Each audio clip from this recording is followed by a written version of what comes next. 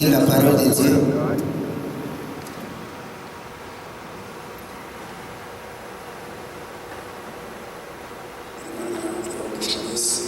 Que Dieu vous bénisse tous.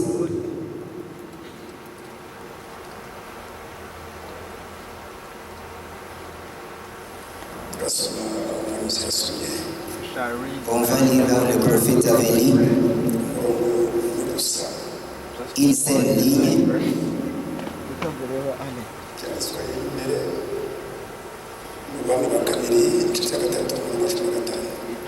Dans des rois 3, verset 15.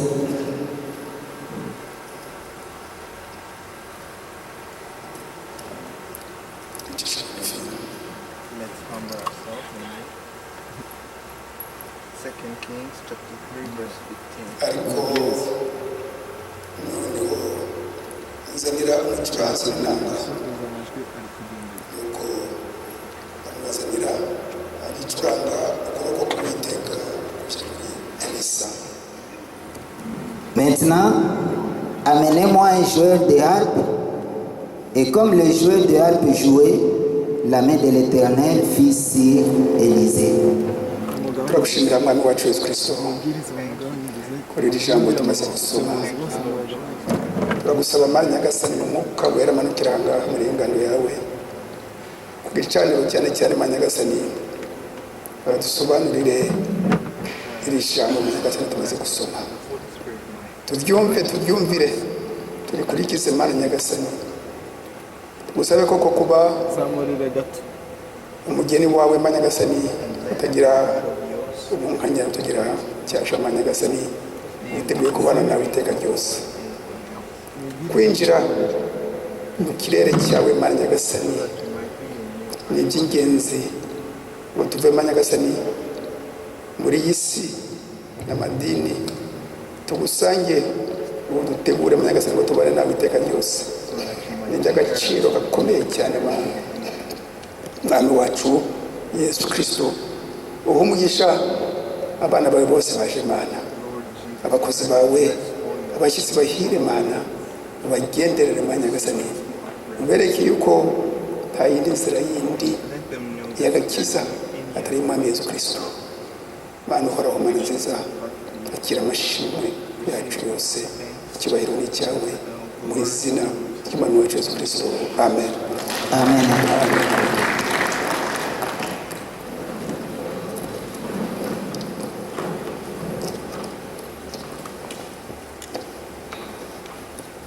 umwuka wera niwe udutoranyiriza ibibwiriza.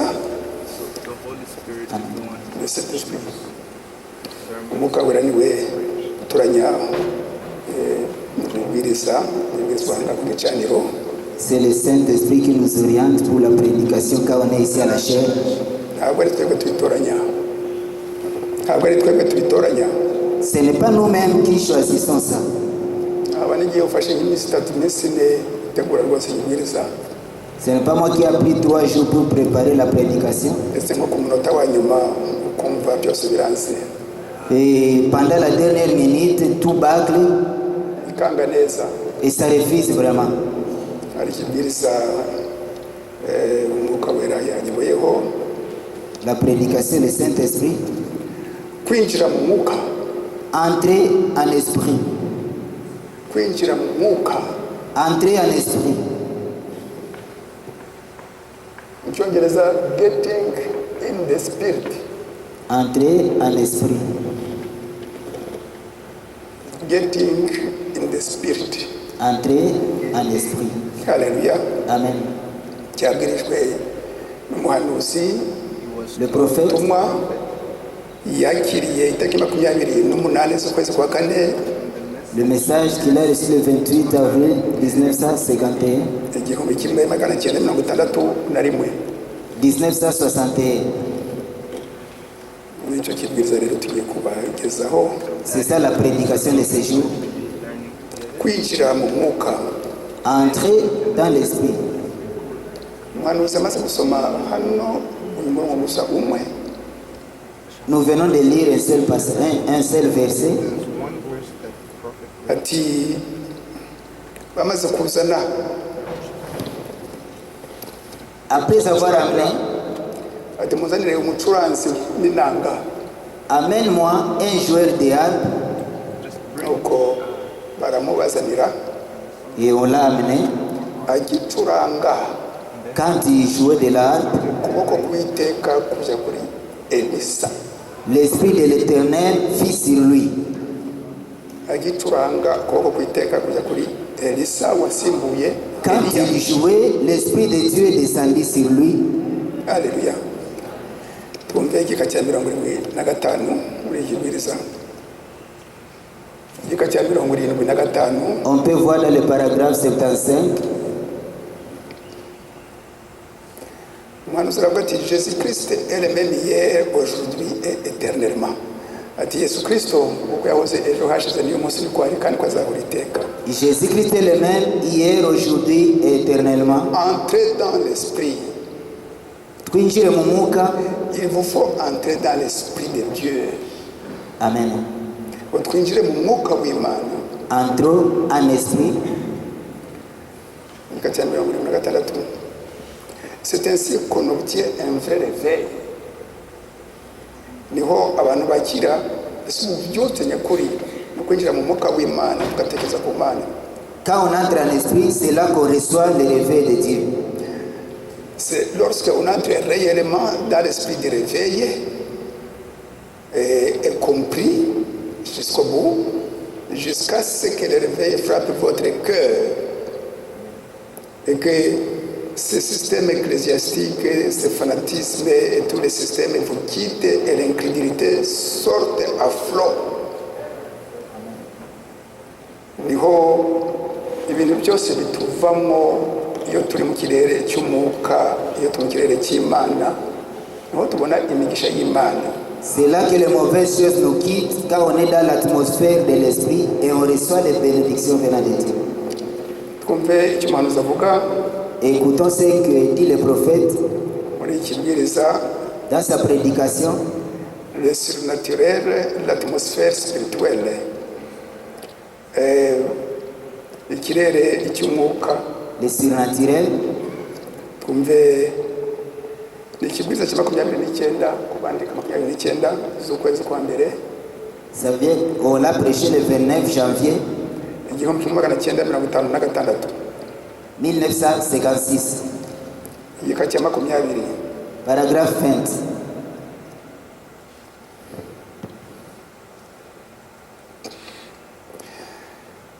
C'est l'attitude des gens qui amène les résultats. C'est l'attitude des gens qui amène les résultats. Ni imyifatire C'est l'attitude des gens. y'abantu izana mbese umusaruro. Amen. C'est la raison pour laquelle, à la Pentecôte, ils ont dû aller dans la chambre haute pour prier jusqu'à ce que le Saint-Esprit vienne. En effet, ils étaient dans un même lieu, ils étaient de commun accord, ils avaient l'atmosphère qui a produit des résultats, et le résultat, c'est le Saint-Esprit. Amen. Comment soit Pentecôte? Les jours de la Pentecôte, 120. 120. Bene data na bashiki bacu bose bari mu cyumba kimwe cyo hejuru kinini, Nos frères et sœurs étaient réunis dans la chambre haute basenga iminsi 10 n'amajoro et 10, ils se mettaient à prier, c'était pendant 10 jours, bategereza isezerano y'umwami wacu Yesu Kristo, en attendant la promesse de notre Seigneur Jésus-Christ umubatizo w'umwuka wera, et le baptême du Saint-Esprit. batazigiye. Et on ne savait pas les jours. Ariko Imana umwami Yesu Kristo ashaka ngo bagere ku rwego rushimishije, Mais Dieu voulait les amener à un niveau là élevé, kirere gishimishije icy'umwuka we. dans une atmosphère spéciale du Saint-Esprit. Igihe bageze kuri icyo kirere gishimishije cy'umwuka w'umwami Yesu Kristo, Il les a amenés dans le niveau culminant de la présence du Saint-Esprit. niho bakiriye umubatizo w'umwuka wera. C'est là qu'ils ont reçu le baptême du Saint-Esprit. Haleluya. Niho bakiriye umubatizo w'umwuka wera. C'est là qu'ils ont reçu le baptême du Saint-Esprit. Bategereza iminsi 10 yose. Et ils ont supporté ça pendant 10 jours. Natwe rero Nous aussi, abantu bagiriwe amahirwe yo gusohoka Ceux-là qui ont reçu la grâce de sortir, tugaca no mu butayu, et on est passé par le désert, tukagera muri Kanaani yacu umwuka wera. et nous sommes arrivés dans notre Canaan qui est le Saint-Esprit. Dushakishe icyo kirere igihe cyose Cherchons aussi cette atmosphère-là ngo tubone imigisha y'Imana yacu Umwami Yesu Kristo. pour que nous puissions recevoir les bénédictions de Dieu, le Seigneur Jésus-Christ. C'est l'atmosphère qui produit les miracles. Amen. C'est l'atmosphère qui produit les miracles et la puissance de Dieu sur les gens. Nicyo kirere cyiza cy'umwuka kizana ibitangaza. C'est l'atmosphère de Dieu qui nous fait descendre les bénédictions et les miracles venant de la part de Dieu. Abarwaye kanseri bagakira, Ceux-là qui souffrent du cancer trouvent la guérison. bagakira, Tous les malades trouvent leur guérison. twasenga Imana yacu ikatwumva, En priant notre Dieu, il nous écoute. icyo tuyisabye ikatwumva, Tout ce que nous demandons, il nous tuba écoute. dufite icyo kirere cyiza. C'est à travers cette bonne atmosphère. Alléluia. Amen. C'est l'atmosphère des gens qui amènent les résultats. Ni ikirere cy'abantu kizana imisaruro. Amen.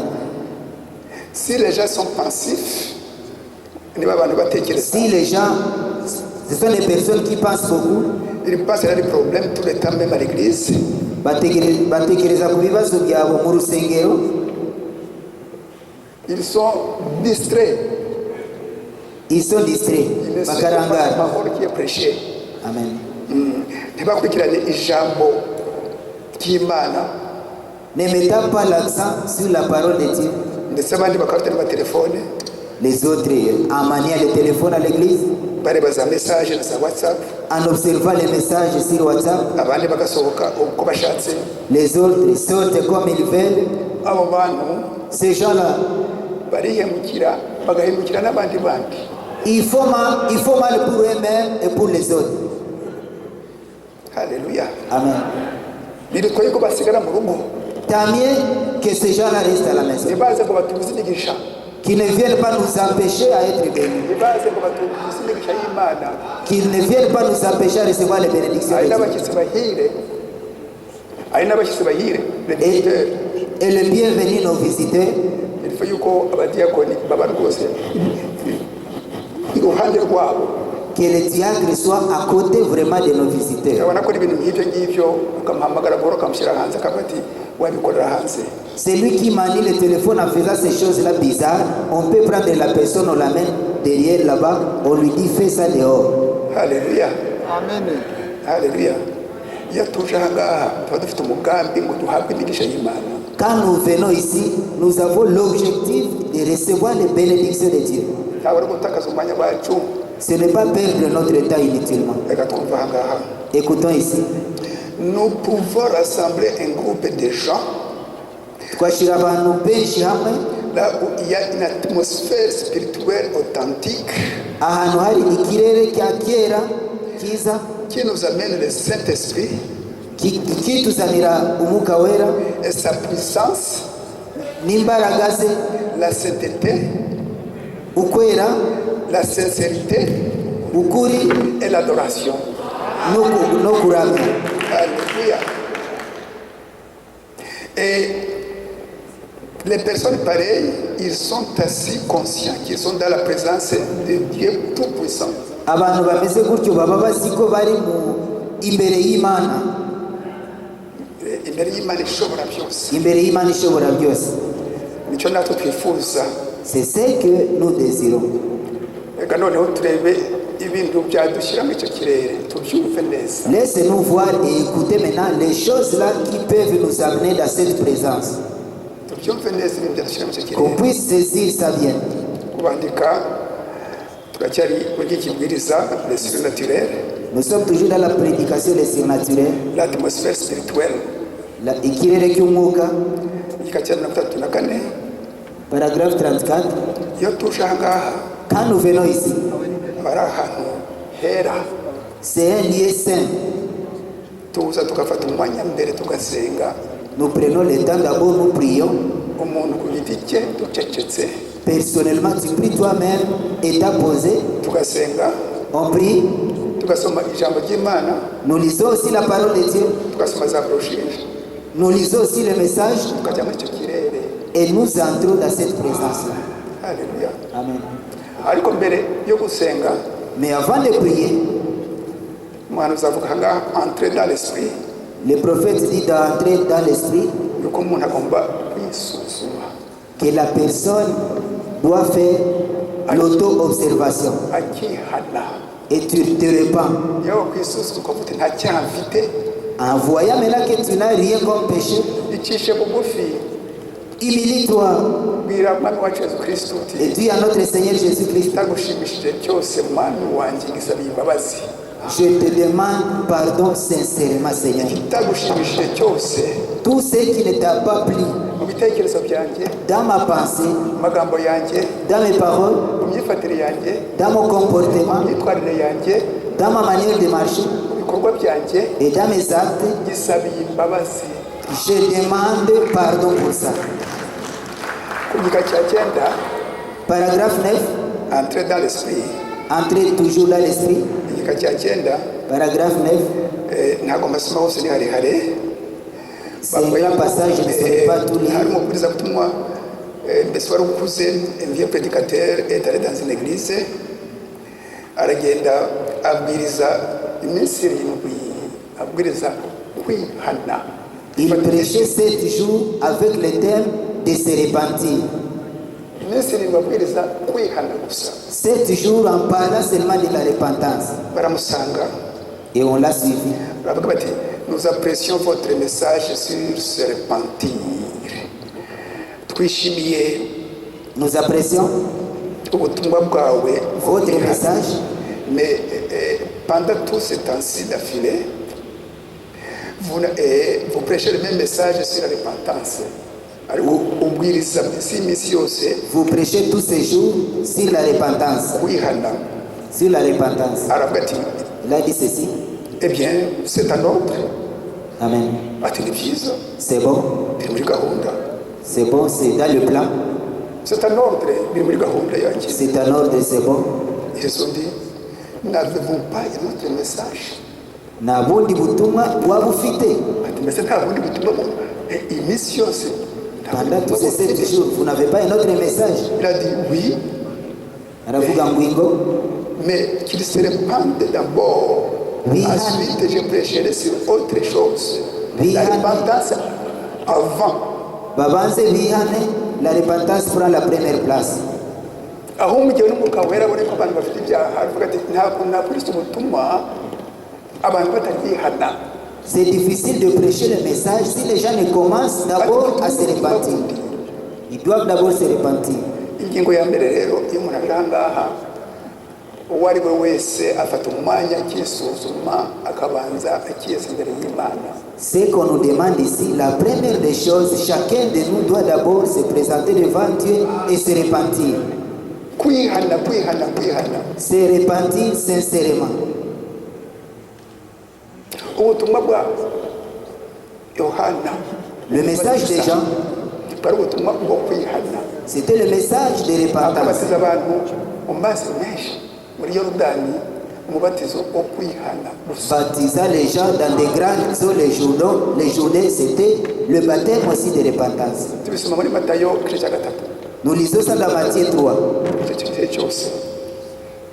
tous les passages là de Matthieu 3.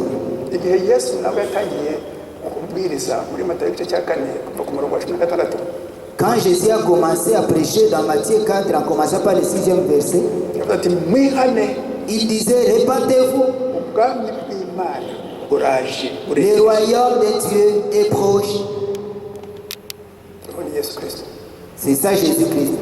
Ku itorero rya mbere ku munsi wa Pentekote Dans la première église, pendant la période à la Pentecôte, hari itsinda rya mbere il y avait la première équipe. babwirijwe na Yesu Kristo, Ils ont été prêchés par Jésus-Christ. bajya mu cyumba cyo hejuru 120, Ils sont partis dans la chambre haute, 20e paragraphe, bategereza umwuka wera. et ils attendaient le Saint-Esprit. Babona umwuka wera, Et ils ont eu le Saint-Esprit, basohoka n'imbaraga nyinshi cyane, et ils sont sortis avec une grande puissance. abashungerezi baraza ari benshi, Il y avait les observateurs qui étaient nombreux. uwo munsi igihe umwuka wera yakoreye muri Petero, ce Saint-Esprit là-bas avait utilisé puissamment Pierre. umwuka wera abwiriza n'imbaraga nyinshi, Le Saint-Esprit avait prêché avec puissance babatije ibihumbi 3,000. et on avait baptisé 3000 âmes. Ariko mwumve ijambo rya mbere Mais écoute la première parole, yakoresheje. la première parole qu'il avait utilisée. Umugabo umwe avuyemo avuga ati bagabo bene data tugire dute. Un homme avait dit, maintenant, mes bien-aimés, que pouvons-nous faire? Ako gace ni muri ibyakozwe n'intumwa igice cya kabiri umurongo wa 37 agace ka nyuma. C'est dans Actes des Apôtres 2, verset 17, presque la fin. Ibyakozwe n'intumwa igice cya kabiri Actes des Apôtres 2, umurongo wa 37 37e verset, agace ka nyuma.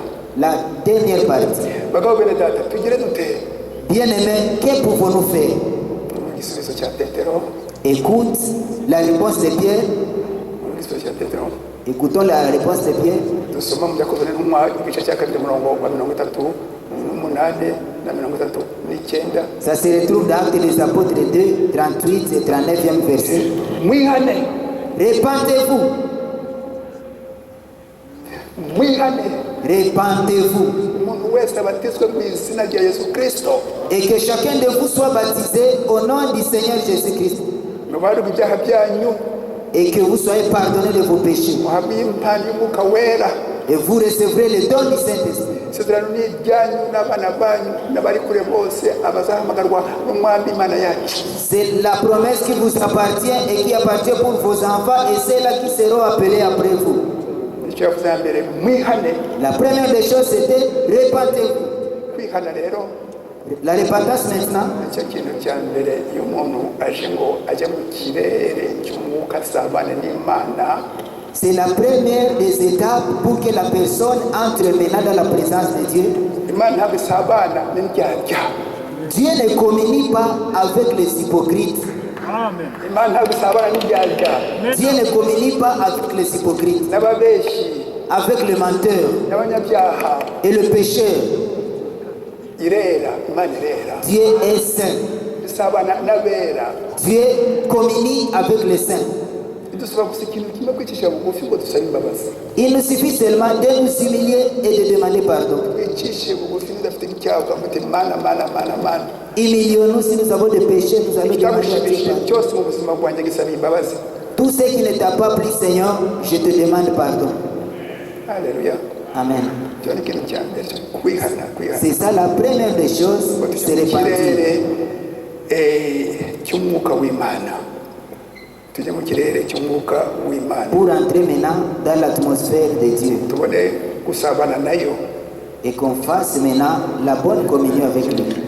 Mu butumwa umuhanuzi yakiriye ngo atuzanire yita gusabane, la communion.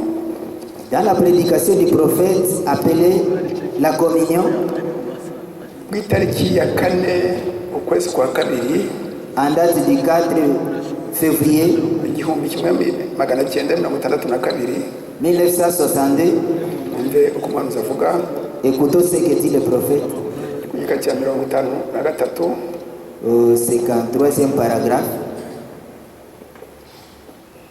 yuko ikituzanyanga mu gusabana n'Imana, C'est communier avec Dieu tujye mu kirere cyayo, et entrer maintenant dans son atmosphère. avant que nous soyons vraiment prêts pour entrer en communion avec Dieu, mbere yuko tuba tayari gusabana n'Imana, Avant qu'on soit prêt pour communier avec Dieu, il faut premièrement être lavé par les eaux de la parole. tugomba kozwa n'ijambo. D'abord, nous devons nous repentir Cya mbere tugomba kwihana. de ce que nous avons fait. C'est ce que n'ibintu bibi twakoze. Tukihana. On se répand. Abisubiyemo. Je vais lire ça. Kwihana. C'est se repentir. Kwihana. Icyo kintu cya mbere. C'est ça la première chose. Nous devons nous repentir. Tugomba kwihana. Buri muntu wese ku giti cye. Chacun personnellement. Igika cya 48, 48e paragraphe.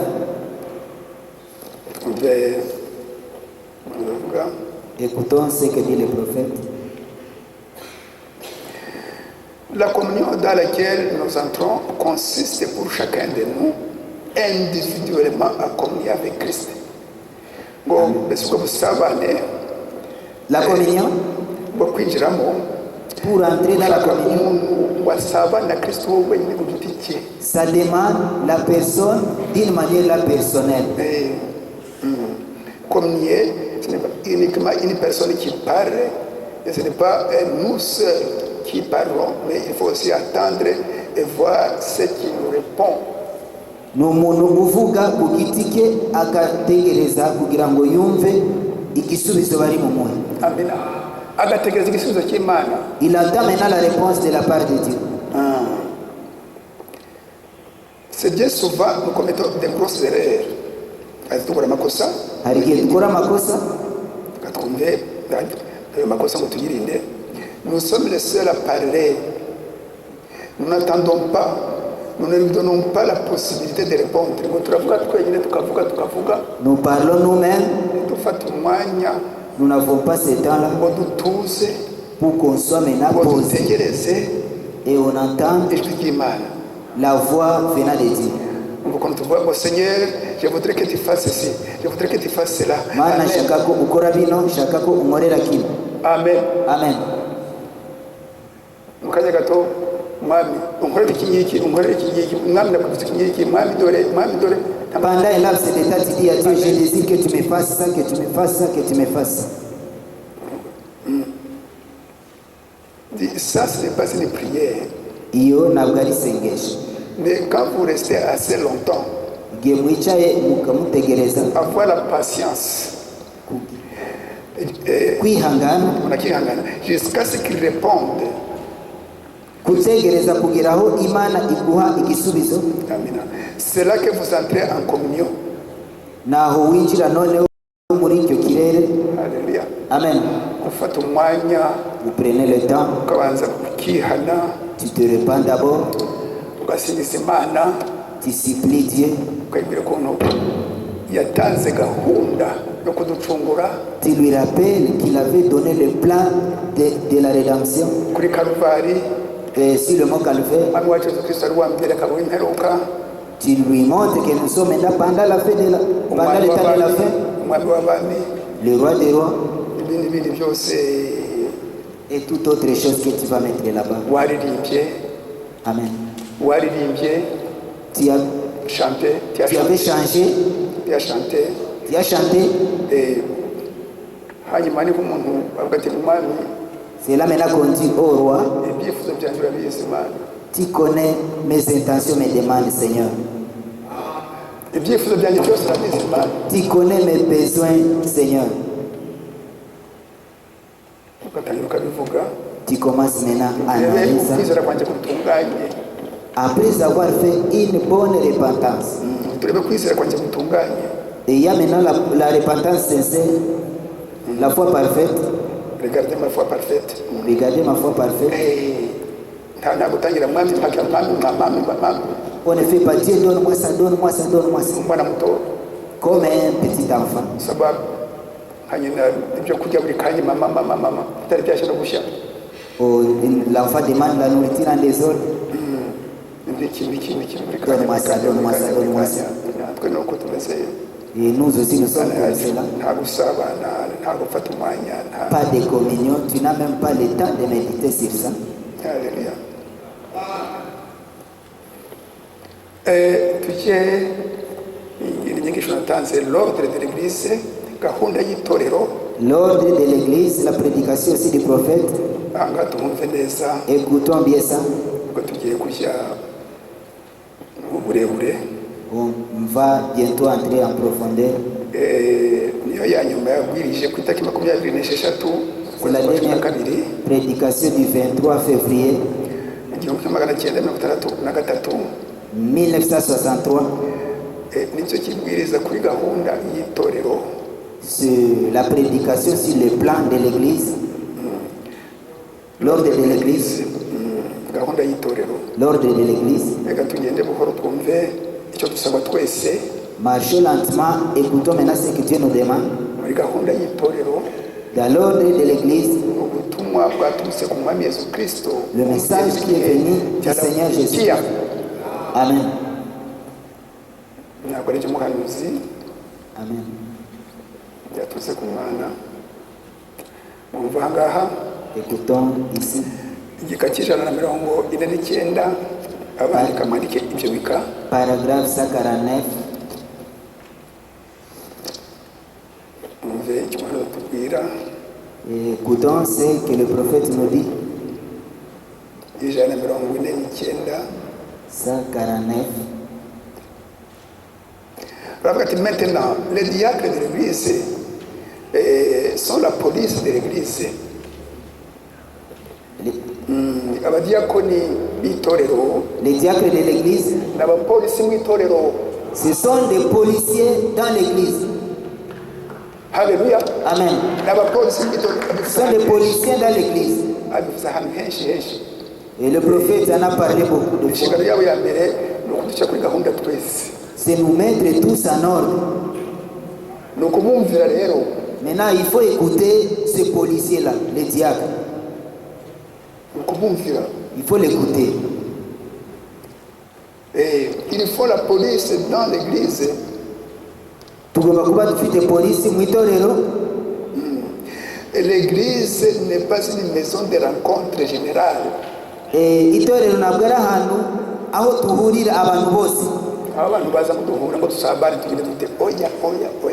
Non, non, non, non. Pour fraterniser, ngo dusabane, Pour fraterniser, bene data bashiki bacu, mes frères, mes sœurs, et avoir des relations amicales, kugira ngo tube inshuti, de s'amuser à l'église, no gukina mu itorero, de parler, kuvuga, de chuchoter. kuvugana ku matwi, Ya, kuongorera. kongorera. Amen. Mais à l'église, il faut être silencieux. Ariko mu itorero tugomba kuba ducecetse. Iyo ugeze hariya ku muryango ufite n'ikintu wabwira undi yinjiye aha ngaha, Si tu arrives à la porte et tu as quelque chose à dire à quelqu'un qui veut entrer ici, watuma umudiyakoni tu peux envoyer un diacre uwo muntu agusanga hanze iriya, et il va te trouver là dehors. wakimugeza. Là dehors. Pas question de chuchoter, nta kongorera. Na kuongorera. Mwumva aha ngaha. Écoutez. Je suggère que votre organiste abacuranzi joue la très belle musique. Barimo kuririmba indirimbo nziza. Abacuranzi mwumve, Les musiciens, il faut écouter. ni ugusenga mugategura indirimbo mbere. Vous devez prier, vous préparer les cantiques avant. Indirimbo Les cantiques. reka tusumve uko umuhanuzi abivuga. Écoutons ce que le prophète dit sur ça. Iki ni igika cy'ijana na 51. Ça c'est 150, paragraphe 151. Igika cy'ijana na 51. Paragraphe 151. Numéro 1. Next slide.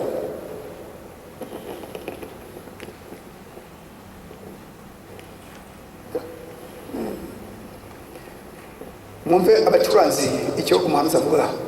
Les musiciens, écoutez ce que le prophète dit sur vous. Il a prié pour la bonne musique. Musenge kugira ngo mubone indirimbo nziza. Si la bonne musique n'est pas là, la musique douce, cherchez une bande. Niba mudafite imizika myiza mushake bande. Kwishaka bande ou quelque chose comme ça. Cyangwa ikintu kisa niki. Une musique sacrée. Alléluia. Amen. Une musique sacrée. Une musique sacrée. Indirimbo yera. Indirimbo yera cyangwa imezeza. Une musique douce. Ni indirimbo ituje. Ituje abantu bagasanga mu rusengero hari indirimbo zituje buhoro zituje. Une musique douce et qui est remplie de l'esprit. Une musique très douce. Indirimbo ituje cyane. Tukazishakisha ababishinzwe abadiyakoni nanjye n'abandi Les diacres, les musiciens, vous cherchez ça et moi. tukazumva mbere On écoute ça avant abantu bakazihitamo. et les gens montent dans uko abantu ce... bagiye baza bagasanga mbese izo ndirimbo nziza Les gens seront en train d'entrer au moment où nous sommes dans la musique douce. zihesha imana yacu icyubahiro. Et la musique qui donne gloire à notre Dieu. Car quand nous venons ici, nous venons pour adorer notre Seigneur. Igihe tuje hano tuje guhimbaza Imana. Il n'y a pas de bruit. Kutari urusaku. Nous écoutons une musique douce. Twumva indirimbo zituje. Soyez respectueux. Mube abantu biyubaha. Amen. Twiyubahe. Amen. Soyons des personnes respectueuses. Priez. Dusenge. Ou lisez la Bible. Dusome ijambo. Ou le message. Cyangwa dusome ubutumwa. Muri icyo kirere cy'indirimbo nziza. Dans cette atmosphère de musique douce. Igika cy'ijana na 53. Paragraphe 153. Twaje mu kirere dute. Anga ari kuvuga ahantu yagiye mwene data Branham mu rusengero rwa Norman Vincent Peale. Ici le prophète dit dans une église là où il était parti. Vous auriez pu attendre une épingle tombée n'importe où dans cette église. Mwakagombye kumva urushinge rugwa hasi mu itorero. Ryose akumva akantu kako hasi mu rushinge cyangwa se igikwashi. Une petite chose comme une aiguille qui tombe par terre. Kumera haba hatuje umuntu wese mu kirere cy'Imana. C'est un endroit là calme, là où chacun saura la tombée de cette aiguille. Tout le monde était en prière. Abantu bose bari barimo gusenga. Pendant au moins 30 minutes avant qu'on attaque la première note à l'orgue. Muri minota 30 kugira ngo batangire. Ngo batangire iki? Ngo baririmbire hamwe bose. Iminota 30 ngo batangire. 30 minutes pour qu'on commence. Abakristo bagomba kuza mbere iyo minota 30 umwe ku wundi buhoro bucece ariko basanga iyo izo ndirimbo zituje nziza zibazamura mu kirere cy'umwuka. On doit venir bien à préparer les musiques douces pour que cela nous amène dans l'atmosphère spirituelle. Je suis en train de lire le message. Au paragraphe 153.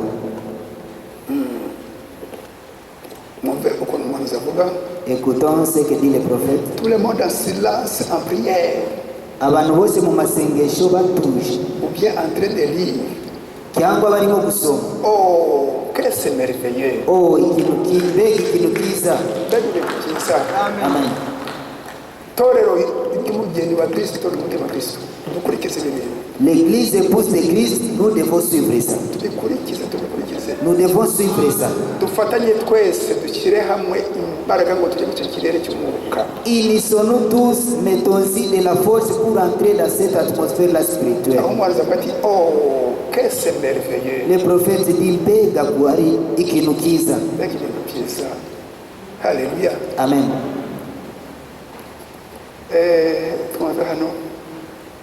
Lorsque les gens entrent ici, on ne doit ne chuchoter, ntabwo tugomba kongorerana ni parler, cyangwa kuvuga, mais nous devons entrer dans l'adoration. Ariko tugomba kujya mu kuramya, et prier silencieusement ou lire la Bible. N'amasengesho atuje, cyangwa ugasoma ijambo ry'Imana. Ce n'est pas une maison de conversation. Ntabwo ari inzu ahantu tuza kuganira. C'est une maison d'adoration. Ni inzu yo guhamya Imana, kuramya Imana. Alléluia. Amen. Kuramya nta kuganira, nta niki, nta misango, nta nkuru. Pas de causerie, des histoires là qu'on se raconte. Abantu barasohoka hanze. Les gens qui sortent, les gens qui entrent. Abantu barasohoka hanze. Les gens qui sortent. Paragraphe 135. Maintenant, si les diacres veulent demander de l'aide aux administrateurs, niba abadiakoni bashaka ubufasha kwa administrateur pour une certaine chose, cyangwa ikintu gisa nk'uko, les administrateurs cherchent l'aide nos diacres, cyangwa abadministrateur bashaka Vous ubufasha ku travaillez badiyakoni tous ensemble. Vous travaillez tous ensemble. mugomba gukorana Abadministrateri n'abantu bacunze mbese bashinzwe byo gucunga inyubako, ibikoresho by'abantu bakoresha, amafaranga. Les administrateurs gèrent la construction, la gérance d'argent aussi, n'ibikoresho byose abantu bakoresha. et tout le matériel que les gens utilisent. Mwanzo ati bose barakorana. Le prophète dit, ils doivent travailler ensemble. Ils doivent travailler ensemble. Bagomba gukorana. Ils doivent travailler ensemble. Bagomba gukorana. Igika cy'ijana na 86. Et 183. C'est lui qui dirige les chants.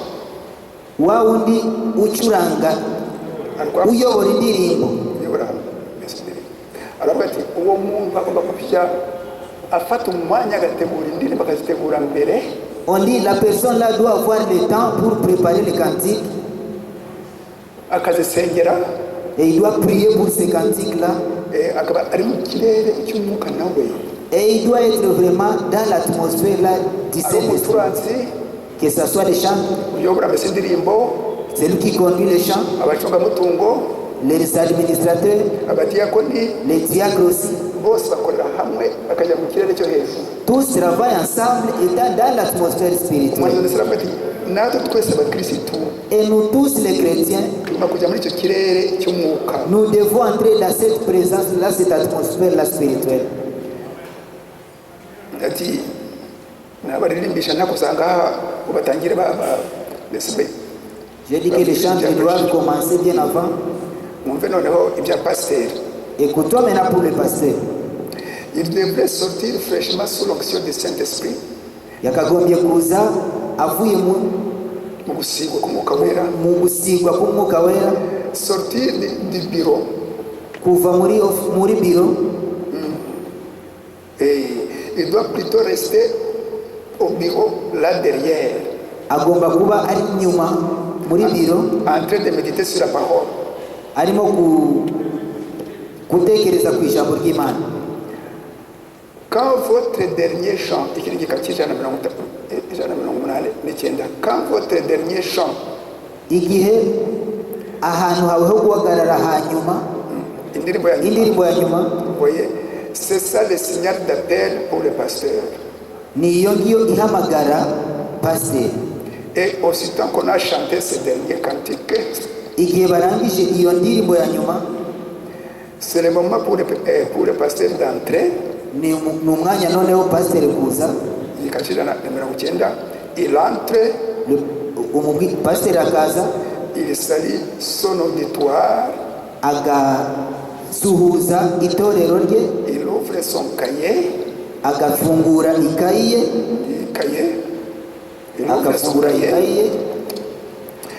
et il dit nous allons lire dans la Bible. Noneho akavuga ngo turasoma muri Bibiliya. Nous allons dire aux gens de se lever pour respecter la parole. Noneho turabwira abantu bahagarare kugira ngo bubahe ijambo. Et c'est l'endroit très important pour écouter la place. Noneho ni umwanya w'ingenzi cyane. Alors il apporte la parole comme le Saint-Esprit lui a donné la parole. Noneho azana ijambo nk'uko umwuka wera yamuhaye kurizana. Voyez-vous? Murabibona? Et apportez-la simplement comme il vous a dit de le faire. Kuzana ijambo nk'uko umwuka wera yakubwiye uritanga. En étant sous son onction. Uri mu kirere cy'umwuka wera. Alléluia. Amen. Pasteur asanze itorero ryose riri mu kirere cy'umwuka wera. Le pasteur trouve toute son assemblée dans la présence de Dieu. Kuva ku badiyakoni bakira abantu hariya. Depuis les administrateurs qui accueillent abadiyakoni, les diacres bakira abantu ku muryango, qui accueillent les personnes à la porte, bakabicaza bitonze, et il les fait asseoir sur les chaises n'icyubahiro cyinshi, avec beaucoup de respect, bagasanga indirimbo nziza, et que ces gens-là trouvent maintenant des cantiques là, des beaux cantiques. Nous tous étant dans la même atmosphère pendant 30 minutes,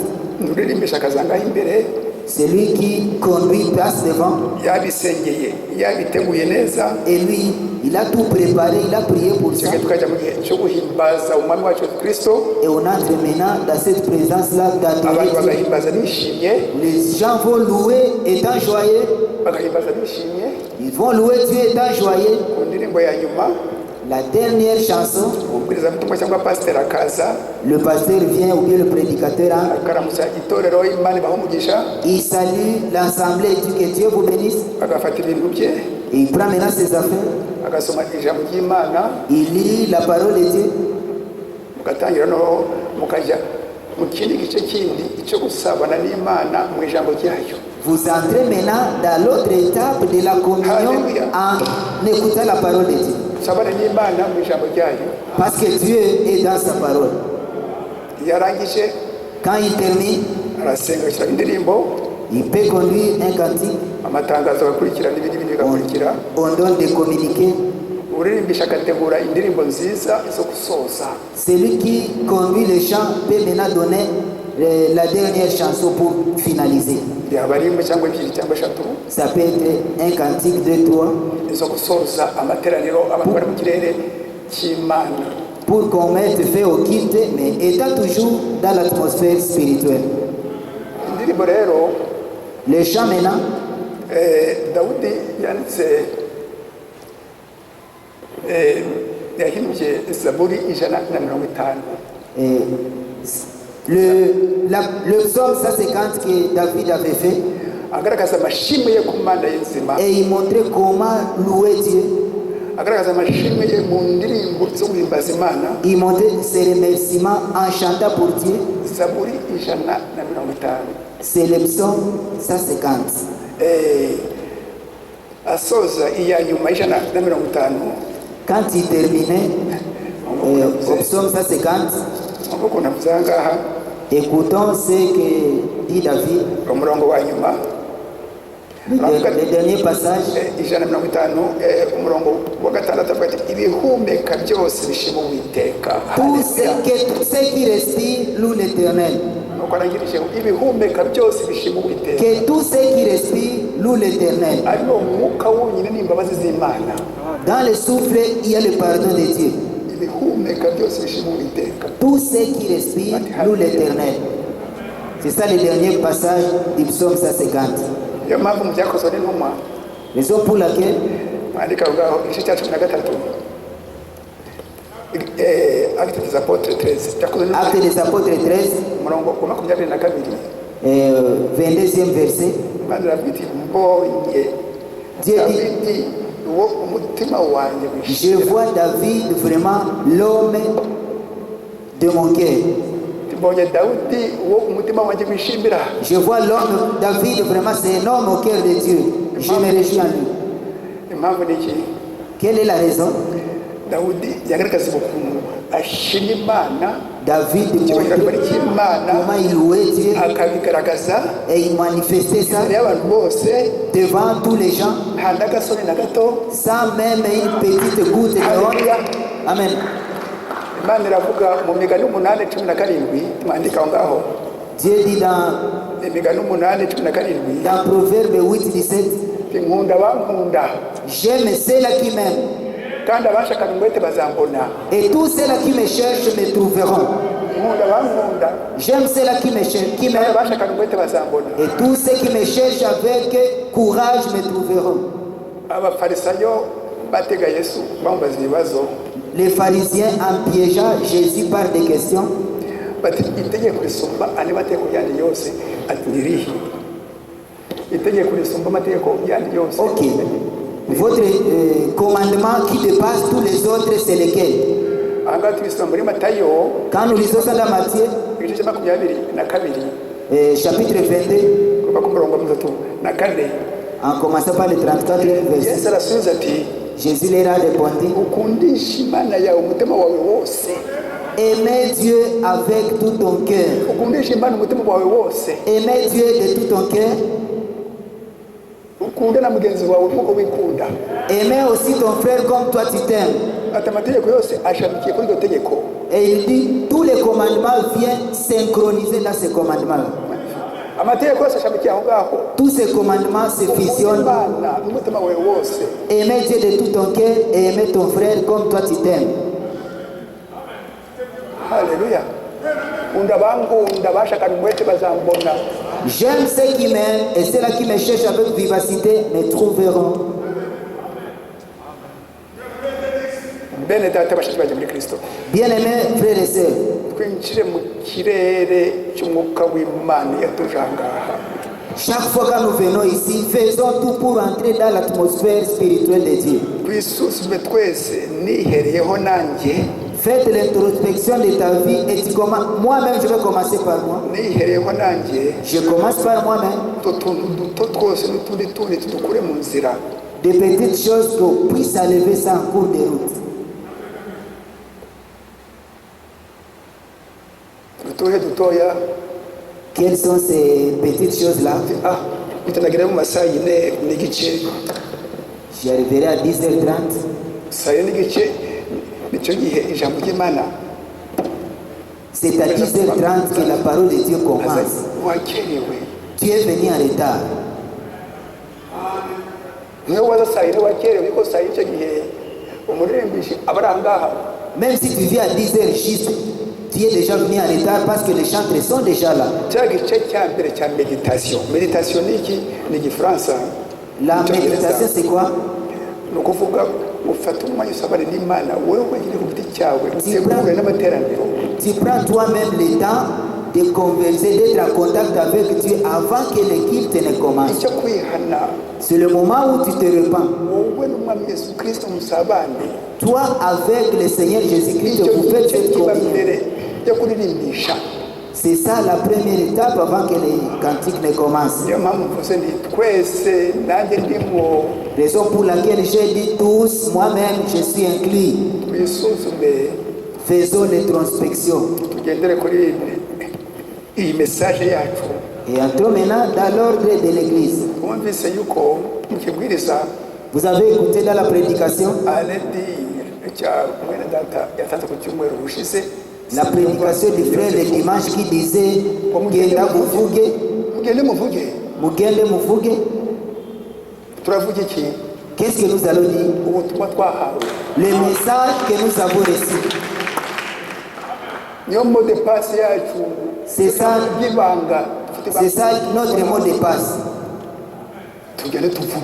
Allons dire. Nous avons quelque chose à dire. Alléluia. Amen.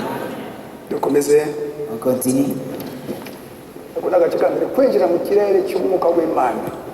Entrer dans la présence, dans l'atmosphère spirituelle de Dieu. Entrer dans l'atmosphère spirituelle. Amen. Élisée. Dieu, on parle d'Élisée.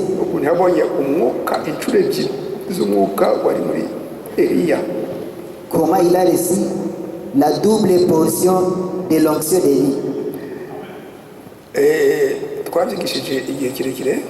On avait enseigné ça beaucoup de jours.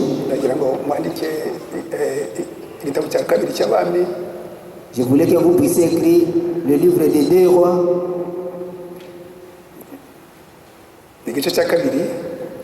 Chapitre 2. En commençant par le premier verset jusqu'au 17e verset. Du premier au 17e verset. Vous allez lire ça à la maison. Quand Élie montait au ciel. Quand Élie montait au ciel. On va lire là-bas. Et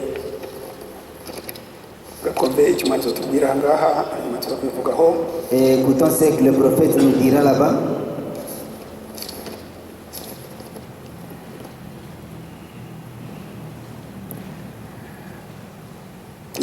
Il s'était produit un grand changement en Palestine. Un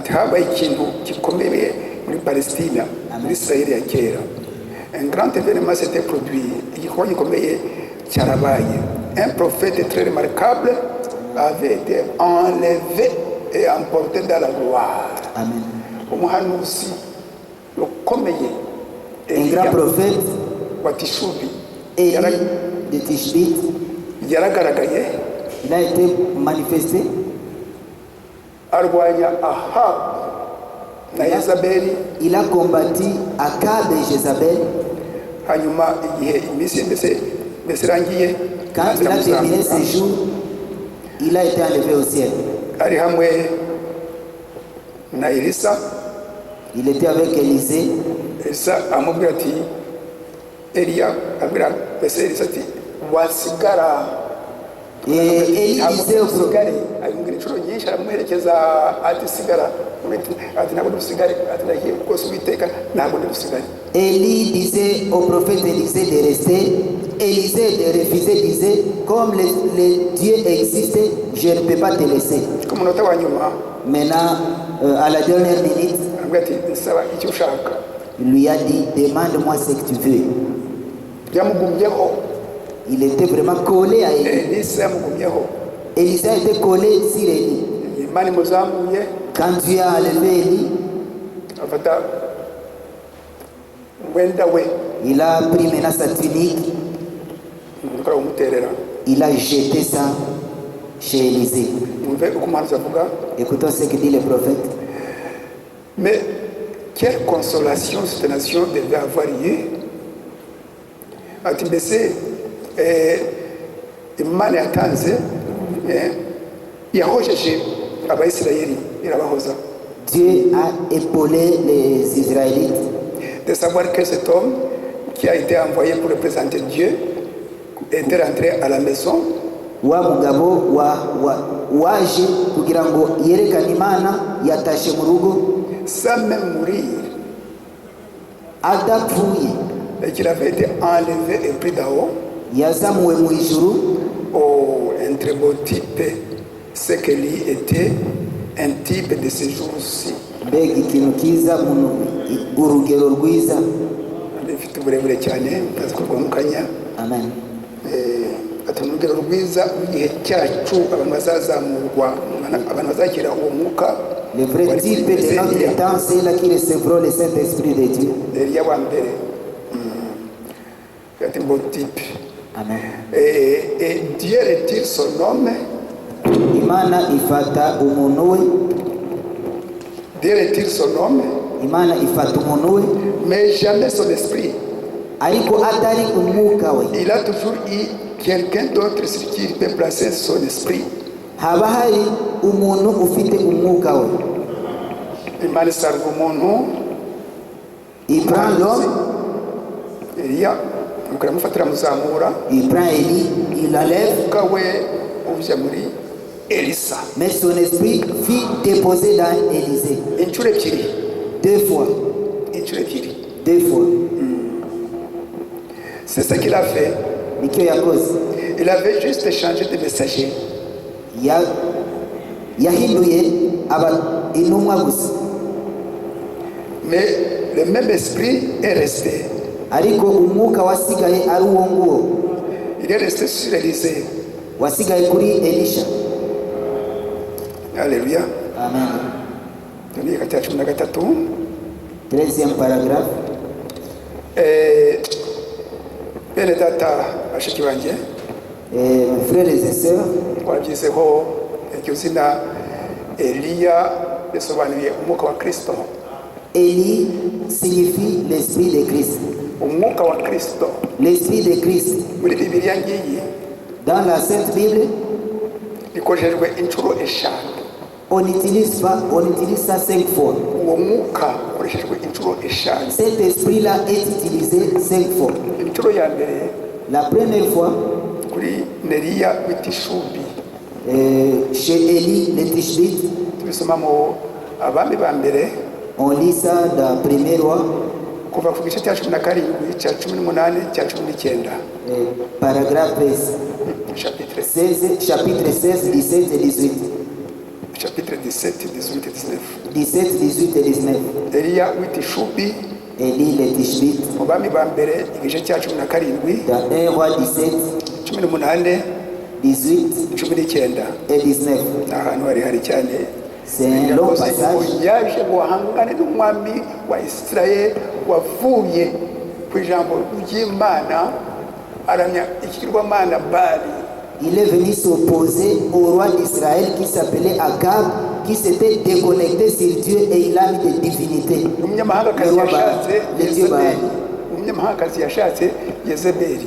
Et elle avait pris comme femme une étrangère appelée Jézabel.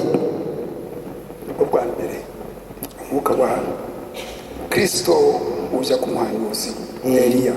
l'esprit de Jésus descendit sur le prophète Élie. Elisa tumaze kubibona Quand Élisée a remarqué ça, mu bami ba kabiri dans 2 Rois, igice cya kabiri chapitre 2, kuva ku murongo wa 9 ku murongo wa 15, depuis le verset 9 jusqu'à 15, aho uwo mwuka wari kuri Eliya umuvamo ukajya kuri Elisa. quand l'esprit s'est déplacé, quittant Élie et alla chez Élisée. Haleluya. Amen. Mbere yo kuza kwa Yesu Kristo, Avant que Jésus ne vienne, Yohana Umubatiza, Amen. Yohana Umubatiza Jean-Baptiste, yakira uwo mwuka nawe. lui aussi avait reçu cet esprit-là. Tubisoma muri Luka igice cya mbere umurongo wa 17, On lit ça dans Luc 1, verset 17, ndetse no muri Matayo et dans Matthieu 17 kuva ku murongo wa 10 17, ku murongo wa depuis le 10e 13. verset. Reka tuhasome ukuntu mu gihe cy'isezerano rishya uwo mwuka Imana yawohereje ku muhanuzi Disons comment Yohana Dieu Baptiste. avait envoyé cet esprit-là au prophète. Luka igice cya mbere Luc 1, tuhasome on va lire ça. umurongo wa 17. 12e verset. 17e verset. Luka igice cya mbere umurongo wa 17. Luc 1, 17. Bari kuvuga kuri Yohana Umubatiza, azangendera imbere yayo mu mwuka n'ububasha ya Eliya, asanganye imitima ya base n'iy'abana. Asanganye imitima ya base n'iy'abana. Abafarisayo, abasadukayo, abana ni ba Petero, ni ba Yohana, ni ba Yakobo. Asanganye imitima, azagendera mu mwuka n'ububasha ya Eliya, asanganye imitima ya base n'iy'abana. Il marchera devant Dieu avec l'esprit et la puissance d'Élie pour ramener les cœurs des pères vers les enfants et les rebelles à la sagesse des justes, afin de préparer au Seigneur un peuple bien disposé. Amina. Imitima ya base, Le cœur des pères, igihe cyacu imitima y'abana na base à notre temps, c'est le cœur des pères, des enfants à leur au père. cœur de leur père. Ahangana imitima ya base Le cœur des y'abana. pères, Muri Matayo reka tuhasome naho dans Matthieu aussi, Matayo 17, Matthieu 17,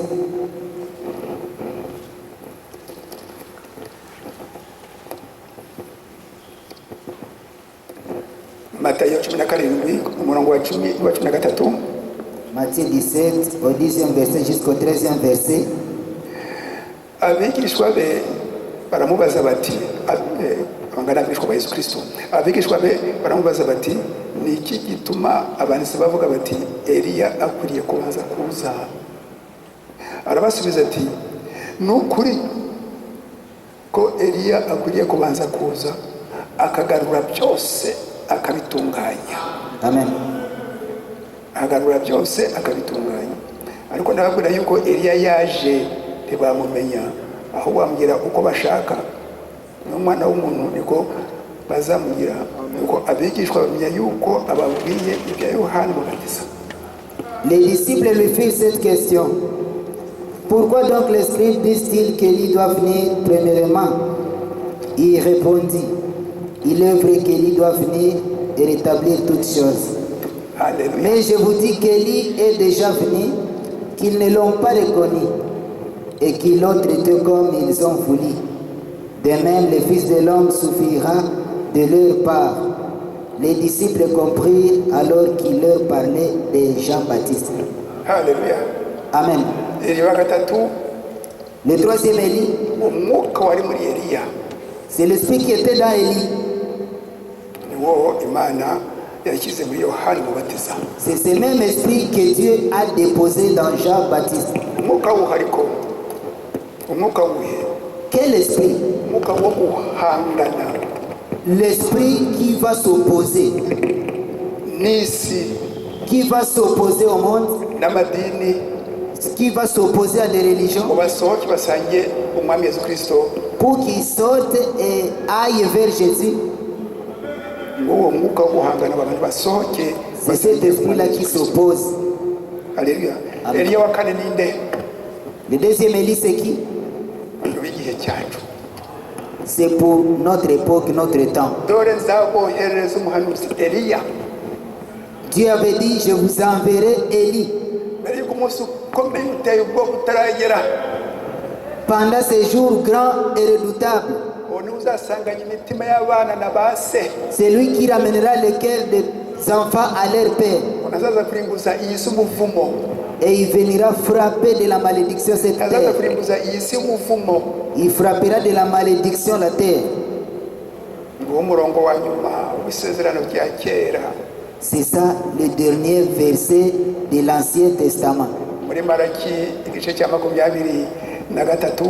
Dans Malachie 23, Malaki igice cya 3. Malachie 3, Umurongo wa 23,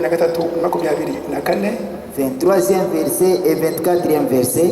ariko muri Bibiliya z'icyongereza Mais dans la Bible anglaise, ni Malaki 4, c'est dans Malachie 4, umurongo wa 5 n'uwa 6. le 5e verset, le 6e verset. Byanditse hari imbere C'est écrit là au-dessus. Kinyarwanda hariya. On écrit ça en Kinyarwanda et là-bas on écrit ça en anglais, en français. Nzaboherereza umuhanuzi Eliya. Je vous enverrai le prophète Mbere Élie y'uko umunsi ukomeye uteye ubwoba utaragera. pendant les jours grands et redoutables. Utaragera, uwo niwe uzasanganya imitima y'abana na ba se. Il unira le cœur des enfants à leur père, Adusanganye ku rufatiro rw'ijambo ry'Imana. qu'ils puissent nous mettre ensemble dans la parole de Dieu, Ngo abazakira ubwo butumwa bakizwe. ceux-là qui recevront cet esprit-là Mbere seront y'uko sauvés umunsi ukomeye uteye ubwoba, umunsi wo kurimbuka ku isi au moment où la destruction du monde sera prête, utaragera. avant que cela n'arrive. Muri icyo gihe rero, Dans cette période-là maintenant, igihe cy'ijwi rirenga, c'est pendant ce moment-là que la voix ijwi rirenga, la voix parlera. iryo jwi dore ngiri, Les cris du commandement, ni uwo butumwa le message de notre temps. udusohora muri iyi si no mu kavuyo Ça nous tire du désordre de ce monde, ak'isi n'amadini ngo dusange umwami Yesu Kristo. les désordres des églises pour rencontrer maintenant le Seigneur Jésus-Christ. Tujye mu kirere cy'umwuka uretse aha ngaha hano mu rusengero n'iwacu mu ngo. Que cette atmosphère-là dans laquelle nous allons entrer, soit ici à l'église et même dans nos maisons, no mu kazi ugaragaza icyo kirere. même au travail là où tu es, que tu restes avec cette atmosphère-là. Ufite umurima wawe ugiye guhinga, Tu vas dans les champs pour cultiver. mbere yo guhinga banza usenge, Avant de commencer, prie d'abord. usabe umugisha w'Imana ngo umurima uzere neza. Que tu demandes la bénédiction de Dieu pour que tu puisses avoir de bonnes récoltes. Nta byonyi, nta bantu bazasarura imyaka yawe, bisengera Imana. Que les oiseaux ne viennent pas prendre tes récoltes ou bien que les gens ne viennent pas voler Igihe uruhuse dans ton champ. ujya munsi y'igiti usenge, Allez sous l'arbre et tu pries là-bas. ujya munsi y'igiti usenge. Va sous l'arbre et tu pries. Tujya mu kirere cy'umwuka w'Imana. Allons toujours dans l'atmosphère spirituelle de Dieu. Ufite imirimo yo mu rugo, uri kumesa, uri guhata. Quand tu épluches les pommes de terre, tu lessives les habits à la maison, Uba usenga Imana, tu peux aussi prier uba Dieu. uririmba, Tu peux chanter. uba uririmba. Faites ça étant dans la Ukora présence de Dieu. kose, uri kumesa imyenda. En lessivant les habits. Ndamukunda Yesu. Je t'aime, Jésus. Yesu. Ndamukunda Je t'aime, Yesu. Jésus. En train de lessiver les habits. Amen. ndamupenda Yesu, J'aime Jésus. ndamupenda Yesu, Ndagukunda Yesu. ndamupenda Yesu. Ndagukunda Yesu. Uririmba En chantant, Imana ikakureba, Dieu t'observe. umukobwa wanjye ageze mu kirere cyiza we. Oh, Haleluya. ma fille est dans une bonne atmosphère vraiment.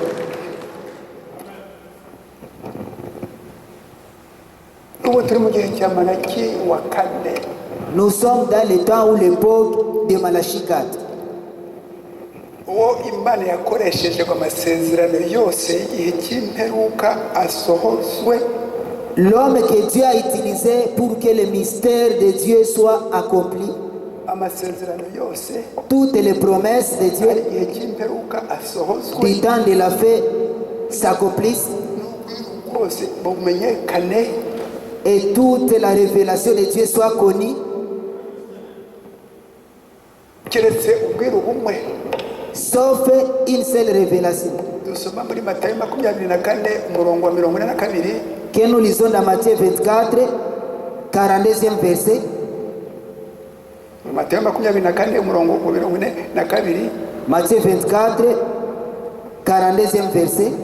Yesu bamubaza ababwira isi ibimenyetso ukuntu bizaba n'ibindi byose igerageza ngo arafati ariko Jésus, on lui demandait les signes du temps de la fin, et à la fin, Jésus a dit, mais mube maso, soyez vigilants. mube maso ko nta muntu uzamenya igihe umwami wanyu azagarukira. Soyez vigilants parce que vous ne connaissez pas le temps où votre Seigneur viendra. Nta muntu uzi igihe umwami azagarukira. Personne ne connaît le temps où le Seigneur viendra. Mube maso. Soyez vigilants. Abigereranya na Matayo 25 Ça ressemble à Matthieu 25.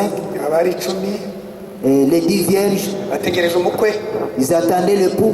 ariko batanu bafite amatara yabo n'amavuta. Mais 5 avaient de l'huile dans leurs lampes.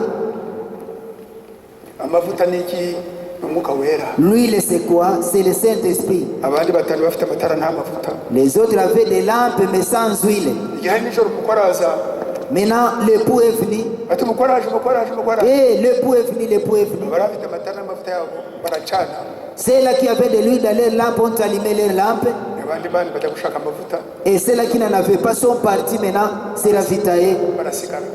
Et ils sont restés. Elles sont restées. Ayo mavuta n'umwuka wera. Cette huile-là, c'est le Saint-Esprit de Dieu. Ntabwo tuzi Yesu aravuze ati ariko mube maso ngo nta muntu uzi igihe umwami azagarukira. Nous ne savons pas le temps, mais Dieu nous avertit disant, faites attention parce que vous ne savez pas le moment où Jésus-Christ viendra. Inshuro ya gatanu umwuka wa Eliya wakoreshejwe uzakoreshwa. La 5e fois où l'esprit d'Élie sera utilisé, sera utilisé. Tubisoma mu Byahishuwe igice cya 11 Nous lisons ça dans Apocalypse 11. muri ya myaka 3 n'igice y'akaga kuri iyi si mugeni yazamuwe. Il y aura 3 ans et demi après que l'épouse soit enlevée. Mwami Yesu Kristo azohereje abahamya babiri muri Notre Seigneur Jésus-Christ enverra encore 2 prophètes. bigishe ubutumwa. Et que ces 2 prophètes prêcheront les messages que nous avons. Umuhamya umwe azaba afite imbaraga zo gufungira ijuru imvura yo kugwa. Ils auront la puissance d'ouvrir les cieux et de les fermer. C'est qui? Eliya C'est Élie. wafunze ijuru igihe cya Ahabu imvura ntigwe. C'est lui qui avait fermé les cieux pour que la pluie ne tombe pas à l'époque d'Akab. Umuhamya wundi wa kabiri azaba afite ububasha bwo guhindura amazi amaraso. L'autre aura le pouvoir de transformer l'eau en sang. Uwabikoze ninde? Ni Mose. Qui avait fait ça? C'est Moïse. Abo bombi rero nibo bazaza mu myaka 3 bafite Abayisirayeli harokoke 144. Ce sont ces 2 prophètes-là qui viendront pour Israël pour que 144 000 soient sauvés. Inshuro eshanu uwo mwuka C'est l'Esprit qui se manifeste 5 fois. tubisoma mu ngoma. On lit ça dans la parole de Dieu. Inshuro ya kane ni twebwe uwo mwuka waje igihe cyacu Laodikiya igihe cya nyuma. La 4e fois que cet esprit vient, c'est notre époque dans Malachie 4. Ngo abazakira uwo mwuka Ceux-là qui recevront cet esprit-là, bazahinduka mu kanya gato nko guhumbya. En un clin d'œil, bazamurwe mu ijuru. ils seront enlevés. Haleluya. Uwo mwuka wa Kristo yabivuze, umwuka wa Kristo Quel est cet esprit-là? C'est l'esprit de Christ.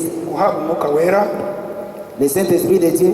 guhabwa umwuka wera. C'est lui qui reçoit le Saint-Esprit de Dieu. Igika cya 16 Paragraphe 16. c'est le type de Christ et de l'Église. Ashushanijwe na Kristo cyangwa itorero. Christ il a été enlevé et le même esprit qui était sur Christ est venu sur son Église. Kristo yazamuwe kandi umwuka wari uri kuri we waje mu itorero. Et alors que Christ ne pouvait être qu'un seul lieu pour prêcher, et Christ, Jésus-Christ, Jésus-Christ. je l'ai compris. Amen. C'est ce qu'il voulait dire là-bas. Et alors Christ ne pouvait être qu'un seul lieu pour prêcher aujourd'hui par son Église. Il peut être partout, prêchant partout à travers le monde. Pensez-y donc, nous sommes ici à Chicago ce soir avec Christ, prêchant. Et là, à Philadelphie, on prêche Christ. En Afrique, on prêche Christ. Au Japon, en Asie, en Europe, partout, on prêche Christ. Les gens, en cette minute, même à travers le monde, sont guéris par la puissance de Dieu. Les gens reçoivent le Saint-Esprit. Son esprit a été déversé dans les derniers jours. Alléluia. Amen. Muri Yohana 16, Dans Jean 16, Yohana 16 umurongo wa 7, Jean 16, verset 7. Yesu Kristo abwira intumwa ze n'abizera, Jésus disait à ses mufite apôtres, inyungu y'uko ngenda, mufite inyungu y'uko ngenda, et vous avez l'intérêt que moi je m'en aille. nzabohereza umufasha, nzabohereza umwuka wera. Il vous est avantageux que je m'en aille, je vous enverrai le Saint-Esprit de Dieu. Hepfo buhoro Yohana 16 umurongo wa 12, Et au verset, passage Jean 16, verset 12, il dit ceci. aravuga ati ndacyafite byinshi byo kubabwira, J'ai encore beaucoup de choses à vous dire, mwabyihanganira. mais vous ne pouvez pas supporter ça. Umurongo wa 13, 13e verset. ati umwuka w'ukuri naza azabwira byose kandi mu kuri. Et quand l'Esprit de vérité viendra, il vous dira toutes choses, même celles que je ne sais Yesu pas. Kristo agifitiye umubiri Jésus-Christ avait la chair. udasanzwe, La chair qui n'était pas ordinaire. umubiri wavuye ku Mana. L'homme qui est venu de Dieu, Icyo gihe ibyo yakoraga ni mu Bisirayeli gusa. tout ce qu'il faisait, c'était parfait. Bani Israeli. Amen. Ariko azi neza yuko nazamuka akohereza muri uwo mwuka azatujyamo twese. Bashiki banjye ahangaha, bene data, abakozi b'Imana ahandi uretse ahangaha mu Rwanda no muri Kongo n'ahandi hose, uwo mwuka akawukwiza hose, de verser sur son église. Il savait qu'une fois monté au ciel, son esprit sera répandu sur toute chair. Même ici au Rwanda, au Congo, partout, l'esprit de Dieu entrera dans les gens.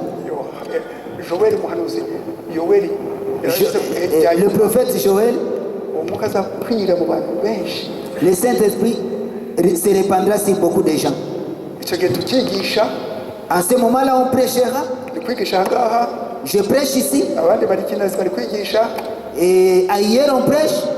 Muri Kongo amatorero ni menshi cyane bari Au kwigisha. Congo, il y a beaucoup d'églises. Muri Afurika, En Afrique, muri Zimbabwe na hehe hose, à Zimbabwe et partout là. i Burayi, Amerika, En Amérique et en Europe. muri Chine na Japon n'ahandi bari kwigisha. En Chine aussi, en Japon. Il y a ceux-là qui prêchent. Batizwa n'umwuka wera. Ils ont reçu le Saint-Esprit de Dieu. Mu Buhinde n'ahandi hose, En Inde et partout là. niyo inyungu dufite ngo Yesu Kristo abe ari ku ntebe y'imbabazi, atwohereze umwuka we. Ça, c'est le don reçu de Dieu qui est assis sur le trône. Il nous a envoyé son esprit. ajya muri mwe tutangaha mu bashiki banjye twese ko turi ahangaha, Ici, nous avons nos frères, nos sœurs, comme nous tous nous sommes ici. n'ahandi hose ku isi, Et partout au monde. abazuzuza ibisabwa n'Imana yacu umwami Yesu Kristo, C'est-là qui rempliront toutes les conditions que demande notre Seigneur Jésus-Christ. ababatirisha umwuka we, Il va les baptiser du Saint-Esprit. kuko tubisoma mu ivanjiri nziza ya Yohana igice cya mbere umurongo wa 33, Comme nous le lisons dans Luc 1, verset 33. Jean 1. Jean 1, 33. ivanjiri nziza igice cya mbere Le bon évangile, igice cya mbere Jean chapitre 1, umurongo wa 33 verset 33.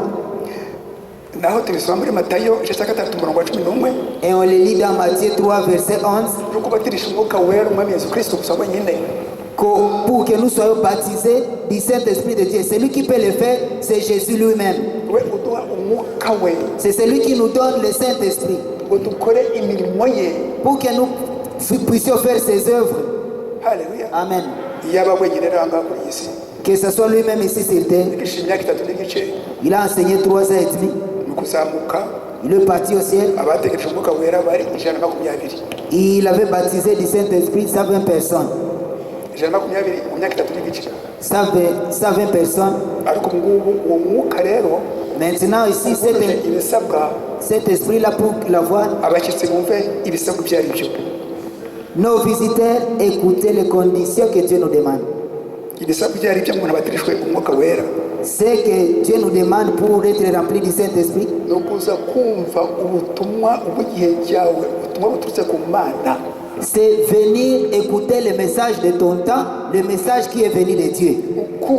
ukumva Tu écoutes, tu prêtes l'oreille, tu prêtes l'oreille, tu prêtes l'oreille, ukumvira tu obéis ugafata icyemezo et tu prends la décision uti ahangaha niho gusa hari ukuri nta handi handi. et tu te dis, il n'y a que la vérité ici dans le message, nulle part ailleurs. wamara gufata icyemezo Et tu prends la décision, ukamera nko ku munsi wa Pentekote ukabaza ikibazo tu deviens comme la personne qui a reçu le temps de la Pentecôte, tu poses la question. ibyakozwe n'intumwa igice cya kabiri umurongo wa 38 agace ka nyuma. Les actes des apôtres, verset 37 en descendant sur 38. uti bagabo bene data bigenze nte ko nizeye bigenze nte Et c'est comment? Qu'est-ce que je peux faire parce que je viens de croire? ndizeye Je viens de croire. bigenze nte. Qu'est-ce que peut faire? Ati haleluya. Amen.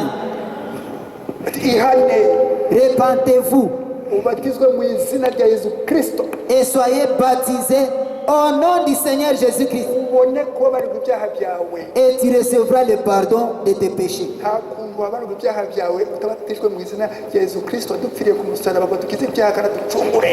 Tu ne seras pas pardonné si tu n'es pas baptisé dans le nom du Seigneur Jésus-Christ et que tu sois sauvé. nta wundi wundi wagupfiriye ibyaha.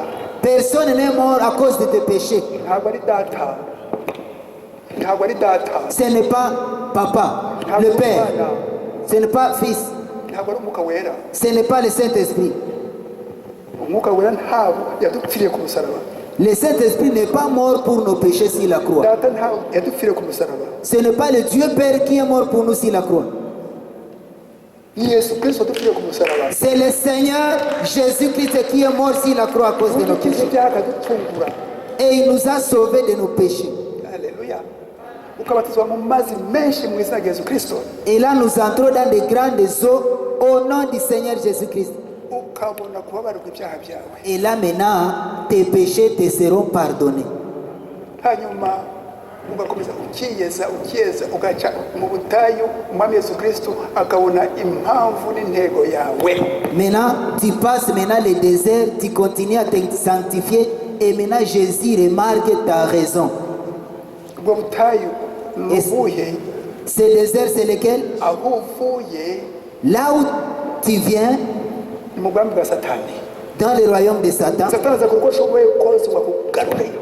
Satan fera tous les moyens nécessaires pour te ramener encore dans son camp. akugarureyo. Il fera tout pour te ramener dans son camp. akoresha inshuti zawe, akoresha inshuti, Il peut utiliser tes amis, abo mu muryango wawe, les gens de ta famille n'ibindi bintu byinshi cyane ngo akugarureyo. et toute autre chose pour t'amener encore dans son camp. uri mu nzira ugiye gucika mu maso Satani uve mu bwami bwa Tu es Satani. dans la voie, tu échappes à Satan. azakora ibyo ashoboye byose ngo agusubize. Il fera tout pour te ramener dans son camp. niyo mpamvu Imana ireba impamvu wasohotse n'intego yawe. Yes. intego yo kuba umukobwa w'Imana, umuhungu w'Imana. Raison pour laquelle Dieu voit ta raison de sortir et votre motif que tu es fils ou fille de Dieu. ukagera ku rwego rushimishije Imana, ukagera ku rwego Tu arrives à l'étape rushimishije umwami wacu Yesu Kristo. où tu réjouis maintenant le cœur de notre Seigneur akabaza Jésus. umukobwa wanjye, umuhungu wanjye ntacyo atakoze. Et il se frappe maintenant la poitrine disant c'est mon fils et c'est ma fille. aho kubatirisha umwuka we. Et il te baptise maintenant de son esprit. nubwo waba ufite utundi tuntu tundi duto, Raison pour laquelle d'autres petites choses, uwo mwuka wera ni bulldozer. le Saint-Esprit de Dieu c'est un bulldozer. aturana utwo tuntu duto tumizi Il déracine ibyaha, toutes ces petites choses-là, ces petits péchés, adutwike burundu. et il les consume une fois pour toutes. uba ubonye kashe n'ikimenyetso Et là, tu recevras le sceau de ton salut. ikimenyetso cy'agakiza ni ukwakira umwuka wera uturutse ku mwami Yesu Kristo. Le sceau du salut, c'est recevoir le Saint-Esprit qui vient de notre Seigneur Jésus-Christ. yicaye ku ntebe y'imbabazi ategereje uwanyuma. Il est assis sur le lieu d'intercession en attendant la dernière personne. Haleluya. Amen. izo nyigisho z'umugeni Ces enseignements sont exceptionnels pour l'épouse. ahangaha riravuga ati Kristo yari wenyine imbere Yesu Kristo yari umwe, Il était seul, Jésus-Christ. ariko ngo aduha umwuka we ngo dukoreshe izo mbaraga z'umwuka wayo tuzana abantu benshi abo bantu bavuye mu bwami bwa Satani baze mu bwami bw'Imana. Maintenant, il nous a remplis de son esprit pour qu'on puisse aussi gagner beaucoup de gens et les amener aussi dans le royaume de Dieu. Haleluya. iki ni igika cya 16 kubandika, C'est 16e paragraphe, igika cya 24, 24e paragraphe, ngiye gusoza. pour terminer. Je vais vous dire ce dont nous avons besoin aujourd'hui. Ndababwira icy'ingenzi tugomba kuba dufite ubu. C'est de retourner de plus à cette vieille Bible. Ni ukugarukira ya Bibiliya ya kera. Retourner à l'enseignement de la Pentecôte. Kugarukira amabwiriza cyangwa imyigishirize ya Pentekote. urebye muri Bibiliya, Petero wabanye na Yesu akaba ari we umwuka we yakoresheje ku munsi wa Pentecôte. yabatije ate? Quand nous voyons Pierre qui avait l'Esprit de Dieu qui a commencé l'église, comment l'homme l'a baptisé? yizeye Imana zingahe? Il a cru à combien de Dieu? Petero. Pierre lui-même. bakamasomera ahantu habiri. Laisse-moi lire quelque part. tujye mu byakozwe n'intumwa igice cya 10 umurongo wa 48. Entrons dans l'Acte des Apôtres, tubashakishe igice cya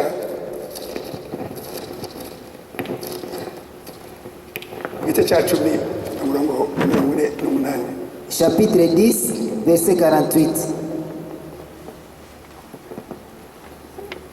duhere gato ku murongo wa 46 na gatandatu. kuko On peut commencer par le 46e verset. bumvise bavuga izindi ndimi bahimbaza Imana, maze Petero arababaza ati, urumva Petero arababaza ati, abangaba bahawe umwuka wera nkatwe, ninde ubasha kunywa amazi ngo babatizwe? Ategeka ko babatizwa mu izina rya Yesu Kristo. Amen. Ategeka ko babatizwa mu izina rya Yesu Kristo. Car il les attendait parler en langue et glorifier Dieu. Alors Pierre dit, peut-on refuser l'eau du baptême à ceux qui ont reçu le Saint-Esprit aussi bien que nous? Et il ordonna qu'ils fussent baptisés au nom du Seigneur, sur quoi ils le prirent de rester quelques jours auprès d'eux. Ategeka ko babatizwa mu izina rya Yesu Kristo. Il fit qu'ils soient baptisés, il ordonna qu'ils fussent baptisés au nom du Seigneur Jésus-Christ. Haleluya. Amen.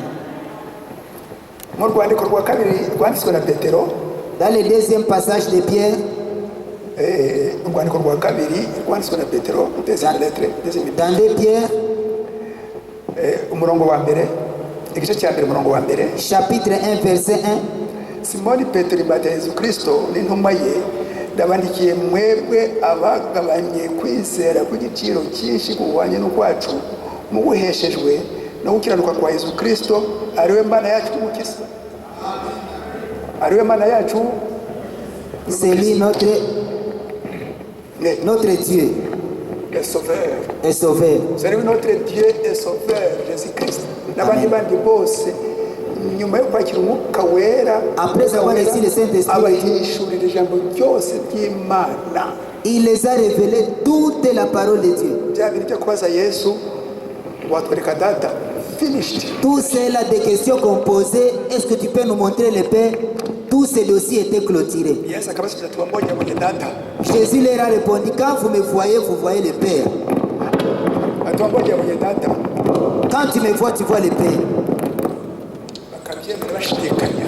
Et on acceptait ça en doutant. Ariko igihe babonye umwuka wera kuva kuri Pentecote byose barabyumva neza cyane. Mais quand ils ont reçu le Saint-Esprit, ils ont compris bien les Écritures. Alléluia. Retournez au Saint-Esprit. Tugaruke ku mwuka wera. Retournez à la puissance de Dieu. Ngo tugaruke ku mbaraga z'Imana. Amen. Igika cya 27 tugiye gusoza. Paragraphe 27, pour qu'on termine. Dieu veut nous rassembler dans une unité de puissance pour ramener la plénitude du Saint-Esprit dans l'Église une fois de plus, avec tous les dons spirituels en opération dans chaque corps local. Amen. Ati Imana irashaka ngo idushyire hamwe mu bumwe Dieu veut nous mettre ensemble dans l'union, bw'imbaraga l'union de puissance, ngo tubone umwuzuro wose w'umwuka wera mu itorero, pour que nous ayons toute la plénitude du Saint-Esprit dans l'Église, umwuzuro wose w'umwuka wera mu itorero, toute la plénitude du Saint-Esprit dans l'Église, aduhe n'impano izo mu ijuru nyinshi, et qu'il nous donne beaucoup de dons venant du ciel, tuzikoreshe qu'on s'en serve dans chaque corps local mu itorero runaka. dans chaque corps local. Impano zo kubwiriza, Les dons de prêcher, izo gukiza indwara, les dons de guérir les malades, izo gukora ibitangaza, les dons de miracles, izo gusenga, les dons de prière n'izindi zose et tous les autres dons. tuzibona aha ngaha nk'uko zivugwa izo mpano mu rwandiko rwa mbere rw'Abakorinto igice cya 12. Que ce soit tous ces dons, qu'ils soient ici, comme c'est écrit dans Corinthiens 1, verset 2. Suzuzanye, Que ça puisse s'unir, suzuzanye izo mpano zose que les dons là se complètent, zive kuri bene data n'abashiki bacu, zive kuri bene data, que ça soit chez le frère aussi, chez les sœurs, que ça soit en complémentarité. ni abantu bafite umwuka wera bari hamwe mu itsinda mu itorero, mu mubiri wa Kristo. Ce sont des personnes qui sont unies et tant dans la même église en Christ.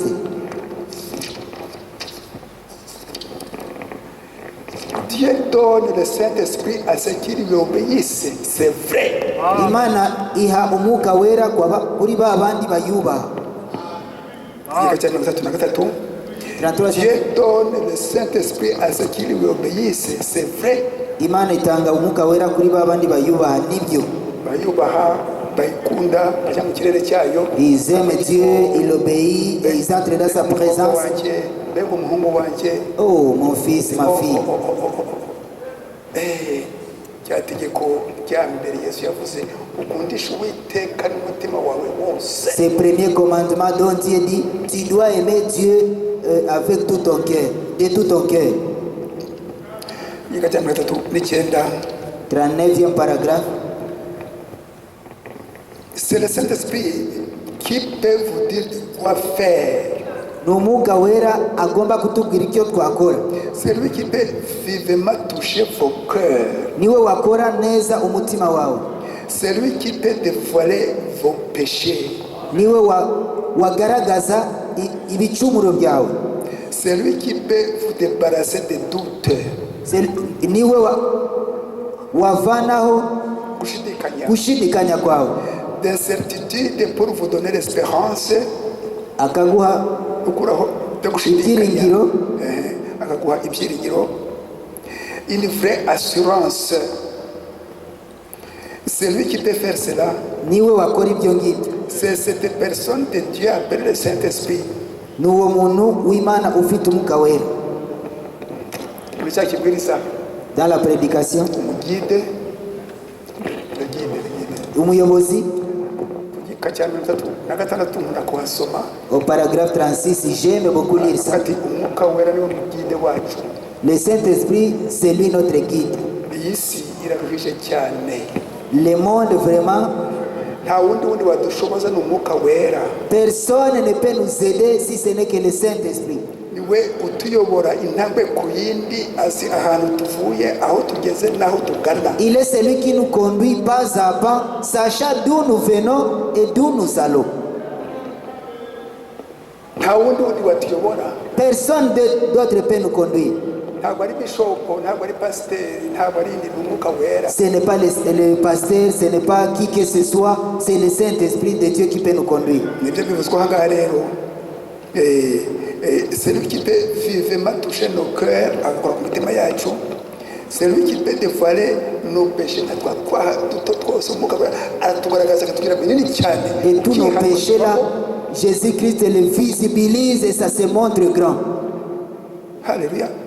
Akadufasha ngo tuyobore mu nsinzire yacu yuko y'Imana itanze umwuka wera bari kimenyetso cyayo. Et il nous aide à marcher dans sa voie. Mubaye igice cy'Imana, urugingo rw'Imana. Et vous devenez maintenant la vie de Dieu, la partie de Dieu. Mubaye uwiteka. Tu deviens maintenant éternel. Et tu dois vaincre ce monde. Cette vie maintenant que tu as, ça devient la vie éternelle. Quand tu es malade de la malaria, ça te fait mal. Et les ténias, urwaye ariko ubugingo bwawe ari uwiteka uri mu bwami bw'umwami Yesu Kristo hano kuri iyi si. C'est-à-dire tu peux être malade, tu souffres d'une quelconque maladie, mais la vie qui est en toi, c'est la vie de Dieu. Tu vis sur la terre, mais en toi, il y a la vie de Dieu. Alléluia. Alléluia. Amen.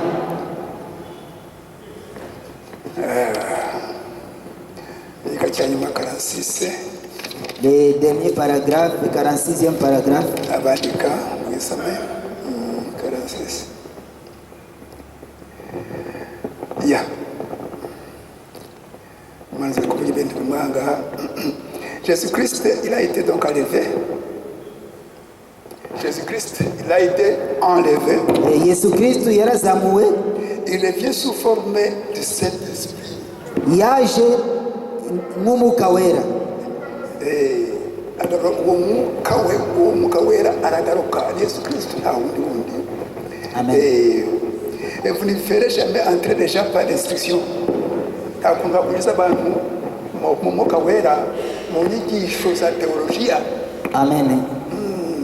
Ils doivent y entrer par une naissance. Bagomba kwinjiramo kukuvuka. Kuvuka, ça doit être le baptême du Saint-Esprit. Igomba kuba ari umubatizo w'umwuka wera. Une nouvelle naissance. Kuvuka gushya. Umwuka wera. Du Saint-Esprit. Alléluia. Amen. Uwo mwuka wera kwinjiramo. Quand le Saint-Esprit entre à toi, Yesu wicaye ku ntebe. Jésus assis sur le trône de grâce à la 7e dimension, akubatisha ko kanya n'umwuka wera, qui te baptise du Saint-Esprit. uwo mwuka wera aguha kamere ya kimana. Ce Saint-Esprit te donne la nature divine. N'utundi tuntu tundi twari muri wowe twakuvamo. Des petites choses qui étaient en toi vont quitter. Iyo kamere nshya niko kuvuka bundi bushya. Et cette nature nouvelle t'amène maintenant à la nouvelle naissance. Cette nature nouvelle qui te donne la nouvelle naissance. Quand on te pose la question, qu'est-ce qui commence avant l'autre? Entre le baptême et la nouvelle naissance. Ce qui commence, c'est le baptême du Saint-Esprit. Au même moment, tu es devenu une nouvelle créature. Alléluia. Amen. C'est presque la même chose.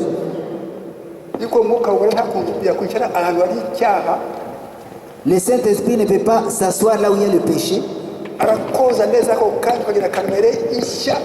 Il te lave directement, tu as la nouvelle nature. ukaba uvutse ubwa kabiri Et là, tu deviens une nouvelle naissance. uri mu bwami bw'Imana. Tu es maintenant dans le royaume de Dieu.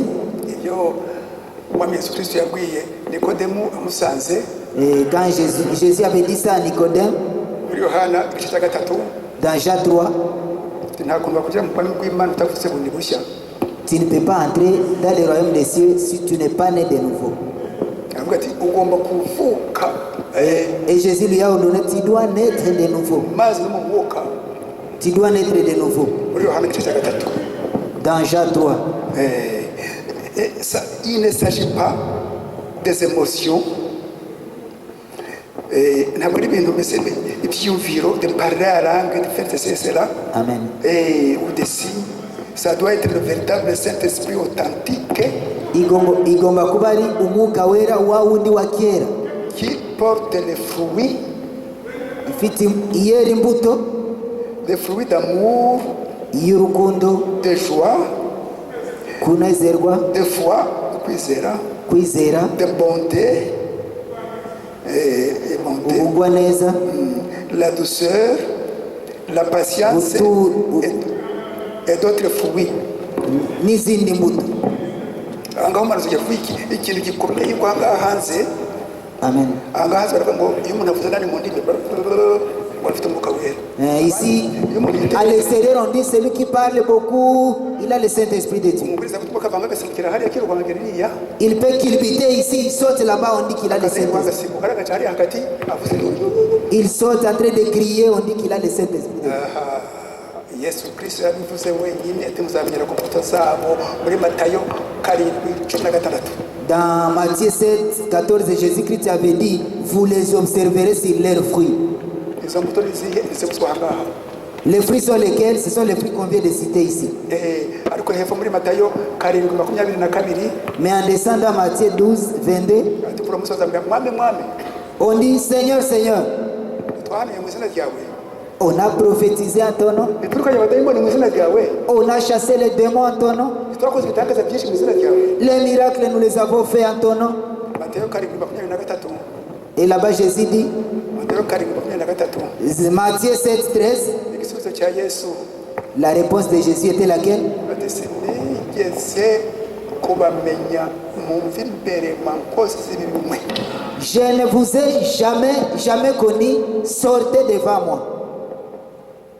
Kiranga umuntu ufite umwuka wera Amen. ntabwo ari gusimbuka si ugusakuza si ukwikwangaza si ufite agasimba. Ce n'est pas sauter, crier, faire des kilbites qui prouvent qu'on a le Saint-Esprit de Dieu. Ni kamere nshya y'Imana yakira C'est la nature nouvelle que l'homme reçoit igaragazwa n'urukundo et ça manifeste l'amour no kwicisha bugufi et la simplicité, n'ubukiranutsi la bonté, no kwihangana la patience, n'ubugwaneza la bonté aussi n'izindi mbuto zindi zose. et tous les autres fruits. Yaba acecetse akicira hariya ku mwisho acecetse yumva akantu ko afite umwuka wera fu. Il est doux et il se positionne là derrière en train de suivre. Imbuto z'umwuka wera dusoma mu Bagalatiya igice cya 5 umurongo wa 22 Dans Galates 9, 22, 23. Galates 5, 22 à 23. dans Galates 5, 22 à 23, Izi mbuto z'umwuka wera zinagomba kubona mu muntu atishushanyije aho ari hose uko ameze kose. ce sont les fruits-là qui doivent être manifestés dans chaque personne, partout où tu peux te retrouver. Haleluya.